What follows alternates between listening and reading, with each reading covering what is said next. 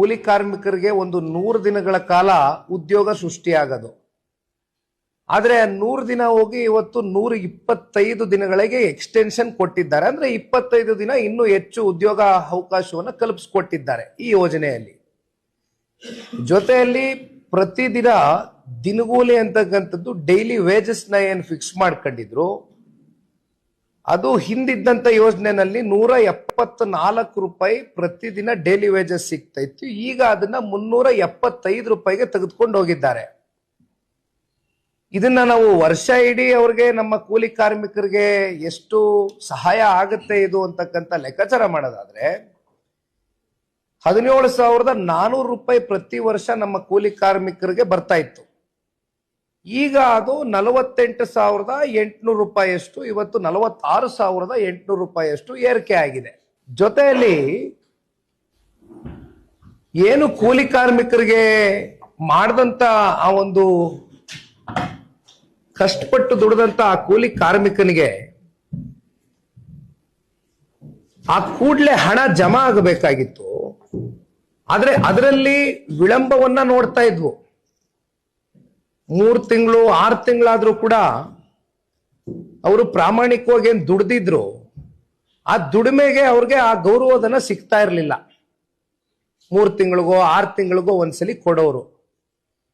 ಈಗ ಅದರಲ್ಲೂ ಕೂಡ ಒಂದು ಸಿಸ್ಟಮ್ಯಾಟಿಕ್ ಚೇಂಜ್ ತಗೊಂಡ್ಬಂದಿದ್ದಾರೆ. 7 ರಿಂದ 14 ದಿನದ ಒಳಗಡೆ DBT ಅಂದ್ರೆ ಡೈರೆಕ್ಟ್ ಬ್ಯಾಂಕ್ ಟ್ರಾನ್ಸ್ಫರ್ ಅಂತಕ್ಕಂಥದ್ದನ್ನ ನಾವೇನ್ ಕರಿತೇವೆ, ಅದರ ಮೂಲಕ ನೇರವಾಗಿ ಅವರ ಖಾತೆಗಳಿಗೆ ಅವರೇನು ಪ್ರಾಮಾಣಿಕವಾಗಿ ದುಡಿದಿರ್ತಾರೆ, ಪಾರದರ್ಶಕತೆಯನ್ನ ಇವತ್ತು ಎತ್ತಿಡಿತಕ್ಕಂಥ ಕೆಲಸವನ್ನ ಇವತ್ತು ಕೇಂದ್ರದ ಸರ್ಕಾರ ABG ರಾಮ್ಜಿನಲ್ಲಿ ಇದು ಒಂದು ಪ್ರಮುಖವಾದಂತ ಅಂಶ. ಜೊತೆಯಲ್ಲಿ ಇವತ್ತು ಒಂದಷ್ಟು ಟೆಕ್ನಾಲಜಿಗಳನ್ನ ಬಳಕೆ ಮಾಡ್ಕೊಂಡಿದ್ದಾರೆ. ಯಾಕೆಂದ್ರೆ ಇವತ್ತು ನಾವು ಮಾತನಾಡ್ತಾ ಇರ್ತೇವೆ AI ಯುಗದಲ್ಲಿ ಇದ್ದೇವೆ. ಯಾವ ರೀತಿ ಆರ್ಟಿಫಿಷಿಯಲ್ ಇಂಟೆಲಿಜೆನ್ಸ್ ಟೆಕ್ನಾಲಜಿನ ಬಳಸ್ಕೊಳ್ಬೇಕು, ಯಾವ ರೀತಿ ಬಯೋಮೆಟ್ರಿಕ್ ಸಿಸ್ಟಮ್ನ ಅಳವಡಿಕೆ ಮಾಡ್ಕೊಳ್ಬೇಕು, ಯಾವ ರೀತಿ ಜಿಯೋ ಟ್ಯಾಗಿಂಗ್ ಅನ್ನ ತಗೊಂಡು ಬಂದು ಇವತ್ತು ದೇಶದಲ್ಲಿ ನೀವೆಲ್ಲಾದ್ರೂ ಕೂತ್ಕೊಳ್ಳಿ. ಇಷ್ಟು ದಿನ ಏನಾಗೋದು, ಕೂಲಿ ಕಾರ್ಮಿಕರ ಹೆಸರಲ್ಲಿ ಯಾವುದೋ ಒಬ್ಬ ಗುತ್ತಿಗೆದಾರ, ಯಾವುದೋ ಒಬ್ಬ ಮಧ್ಯವರ್ತಿ JCB ತಗೋಬರುವ ಮೊದಲನೇ ದಿನ ಮಾತ್ರ ಕೂಲಿ ಕಾರ್ಮಿಕರು ನಿಲ್ಲಿಸ್ಬಿಟ್ಟು ನೀಟಾಗಿ ಒಂದು ಫೋಟೋ ಹೊಡ್ಕೊಂಡು, ಆಮೇಲೆ ಅದು ಆ ಪ್ರೋಗ್ರೆಸ್ ಏನಾಗ್ತಾ ಇದೆ, ಎಷ್ಟೇ ದಿನಕ್ಕೆ ಕಾಲಿಟ್ಕೊಂಡಿದೀವಿ, ಯಾವ ತರ ನಡೀತಾ ಇದೆ ಈ ಕೆಲಸ, ಎಷ್ಟು ಜನಕ್ಕೆ ಉದ್ಯೋಗ ಸೃಷ್ಟಿಯಾಗಿದೆ, ಎಷ್ಟು ಜನನ್ನ ಬಳಕೆ ಮಾಡ್ಕೊಳ್ತಾ ಇದ್ದೀರಿ ಈಗ ಇದನ್ನ ಕೂಲಿ ಕಾರ್ಮಿಕರನ್ನ ಅಂತಕ್ಕಂಥದ್ದು ಎಲ್ಲರಿಗೂ ಕೂಡ ಗೊತ್ತಿದೆ. JCB ತಗೋಬರೋದು, ಮೊದಲನೇ ದಿನದೊಂದು ಫೋಟೋ ಹಿಡಿಯೋದು, ಕೊನೆ ದಿನದೊಂದು ಫೋಟೋ ಹಿಡಿಯೋದು, ಮುಗಿದಾಯ್ತು. ಇದು this was the system in MNREGA, ಅರ್ಥ ಮಾಡ್ಕೊಳ್ಬೇಕಾಗಿರೋದು.